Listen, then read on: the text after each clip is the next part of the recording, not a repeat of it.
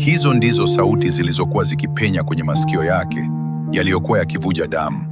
Pigo la rungu lilitua kwenye mbavu zake, na Bright akasikia sauti ya mfupa ukipasuka, sauti kavu yenye maumivu makali yaliyomfanya aone nyota katikati ya mchana.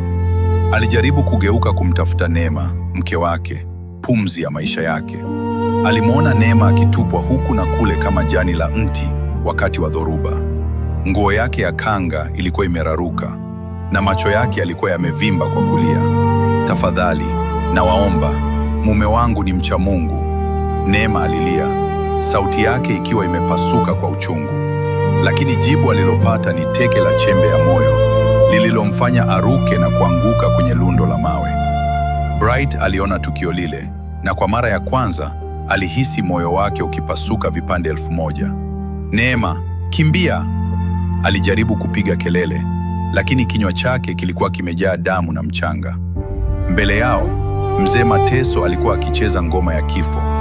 Alikuwa amejipaka majivu usoni, akishika mkia wa nyumbu uliokuwa na hirizi.